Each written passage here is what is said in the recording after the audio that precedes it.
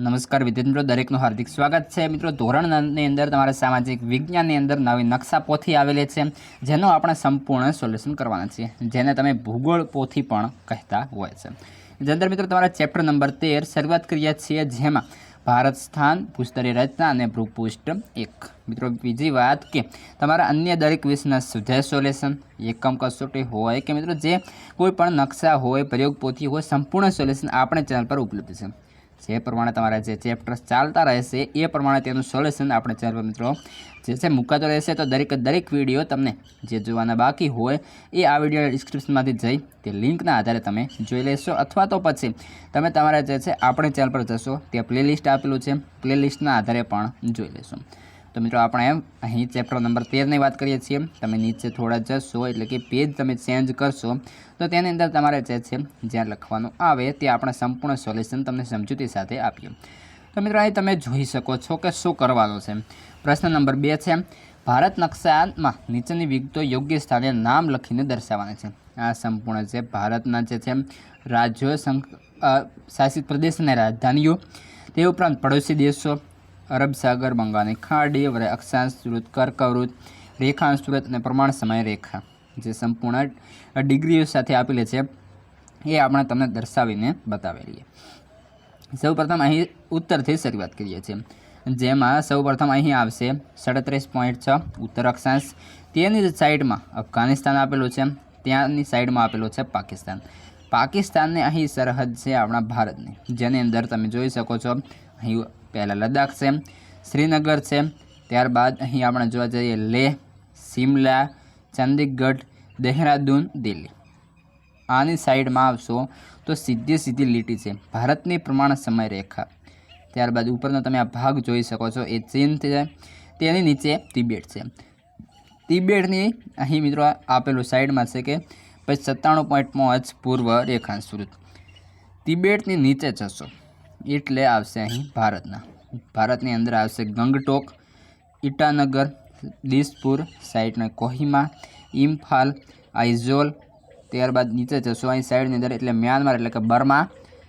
થોડા ઉપર આવી જશો તો અગરતલા, પટના, રાયપુર, કોલકાતા, ભુવનેશ્વર, ભોપાલ। ત્યારબાદ છે અહીં સાઈડની અંદર ગાંધીનગર, આપણું વાલું ગુજરાત, દીવ, મહારાષ્ટ્ર, હૈદરાબાદ। અહીં આ બાજુ જે ખાડી અરબ સાગર છે અને અહીં જે પણ છે, ત્યારબાદ એની સાઈડમાં અહીં આપેલી છે ખાડી અને આ બાજુ આપેલો છે અરબ સાગર, તો એટલે બંગાળની ખાડી છે। ત્યારબાદ છે આગળ નીચે જોવા જઈએ દક્ષિણ તરફ બેંગલુરુ, સાઈડમાં પાંડુચેરી અને તેની નીચે જે આપણે જે છે 8.4 અંશ ઉત્તર અક્ષાંશ, અહીં માલદીવ, તિરુવનંતપુરમ અને અહીં હિન્દ મહાસાગર છે, અહીં શ્રીલંકા છે, અહીં આપેલા છે અંદમાન અને નિકોબારના ટાપુ અને તેની સાઈડમાં જે તમને ટપકા સ્વરૂપે છે એ પોર્ટ બ્લેર રહેશે। સંપૂર્ણ નકશો તમને જે છે એ તમે તમારા નકશા પોથીની અંદર, ભૂગોળ પોથીની અંદર લખી લીધો હશે। ત્યારબાદ આગળ જોવા જઈએ, જેની અંદર મિત્રો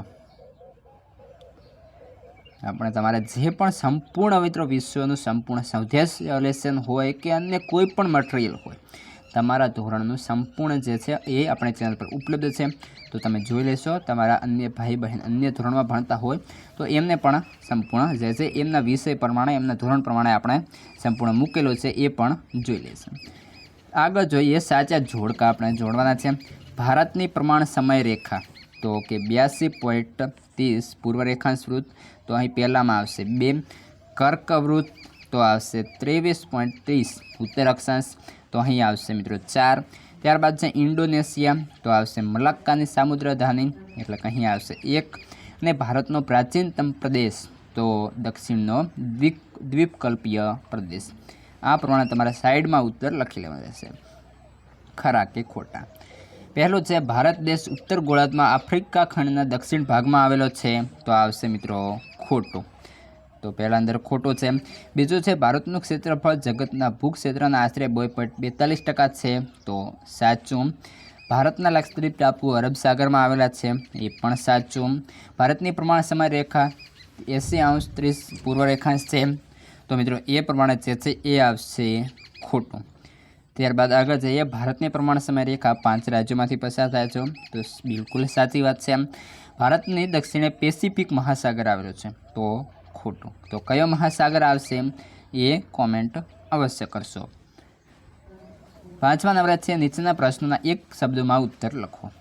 જેની અંદર આપણે જોવા જઈએ તો કે ભાઈ પહેલો પ્રશ્ન છે ભારતની સંસ્કૃતિ કઈ ભાવના દર્શાવે છે, તો આવશે સમન્વયકારી. ભૌગોલિક દ્રષ્ટિએ ભારત કયા ગોળાર્ધમાં આવેલું છે, ઉત્તર ગોળાર્ધની અંદર. ભારતની મધ્યમાંથી તો કે કર્કવૃત પસાર થાય છે. ભારતમાં સૌપ્રથમ કયા રાજ્યમાં સૂર્યોદય થાય, અરુણાચલ પ્રદેશની અંદર. અને છેલ્લે 8મે કયાની અંદર એ કોમેન્ટ કરતા રહેશો. આગળ છે વિશ્વના કેટલા દેશો ભારતના ક્ષેત્રફળની મોટા છે, તો કે 6 દેશો. ભારતની દ્વીપકલ્પની પશ્ચિમે કયો સાગર આવેલો છે, અરબ સાગર. ભારતની દ્વીપકલ્પની દક્ષિણે કયો મહાસાગર આવેલો પૂછે તો હિન્દ મહાસાગર. ઈસવીસન 1869માં કઈ નહેર શરૂ થઈ હતી, તો કે સુએઝ નામની જે છે નહેર શરૂ થઈ હતી. આગળ જોઈએ ભારત અને શ્રીલંકા કયા અખાત દ્વારા એકબીજાથી અલગ પડે છે, તો મન્નારના. એકબીજાથી દૂર થઈ રહેલી ભૂસંચલનીય પ્લેટોને શું કહેવામાં આવશે, તો અપસારી. તો મિત્રો આ યાદ રાખશો, દૂર થાય તો અપસારી, નજીક આવે તો આવશે અભિસારી. કારણ કે આ પરીક્ષા અંદર ઘણી બધી વખત મેં જોયો છે પૂછાતું હોય છે. પ્રશ્ન 6 નીચેના દરેક વિધાનની ખાલી જગ્યા આપણે પૂરવાની રહેશે, જે ઓપ્શન આપેલા છે તેના પરથી. ભારતની મધ્યમાંથી ઓપ્શન બી કર્કવૃત પસાર થાય છે.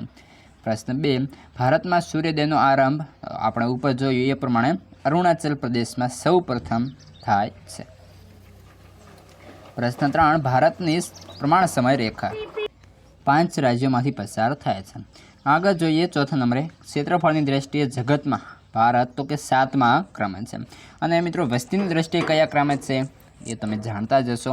ત્યારબાદ છે આગળ ભારત અને યુરોપ વચ્ચેનું અંતર તો કે સુએઝ જે નહેર છે તેના કારણે 7000 કિલોમીટર જેટલું ઓછું થયું છે.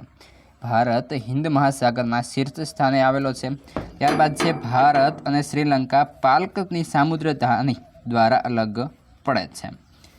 ત્યારબાદ છે મૃદાવરણીય પ્લેટોની કુલ સંખ્યા તો 7 છે. આગળ છે દક્ષિણનો દ્વીપકલ્પીય પ્રદેશ ભારતનો પ્રાચીનતમ પ્રદેશ છે. આપણે ઉપર પ્રશ્નોની અંદર પણ જોઈ લીધું. ભારત અને શ્રીલંકા વચ્ચે તો કે મન્નારનો અખાત આવેલો છે. આપણે જોયું છે. ત્યારબાદ મિત્રો વિકલ્પો છે, જે અંદર ઓપ્શન પરથી આપણે ટીક કરવાના છે. પહેલું છે વિશ્વમાં સૌથી મોટી લોકશાહી ધરાવતો દેશ ભારત. નીચેના પૈકી કયો દેશ ભારતના ક્ષેત્રફળ સંદર્ભે વિશાળ છે, કેનેડા. વિશ્વના કેટલા દેશો ભારતના ક્ષેત્રફળથી મોટા છે, 6. ભારતની કઈ સામુદ્ર ધાનીમાં થઈને પેસિફિક મહાસાગર કરીને કેનેડા અને USA પહોંચી શકાય છે, તો મલાક્કા. આગળ આવશે 5 ભારતની ઉત્તરે ચીન, ભારતની વાયવ્ય પાકિસ્તાન. ઇન્ડો ઓસ્ટ્રેલિયન પ્લેટ અને યુએશિયન પ્લેટ ટકરાવથી તેથી સમુદ્રમાં કઈ તો કે હિમાલય જે પર્વત શ્રેણી છે એનું નિર્માણ થયું છે. 7 ભારતની પ્રમાણ સમય રેખા કયા રાજ્યમાંથી પસાર થતી નથી, તો તમિલનાડુ.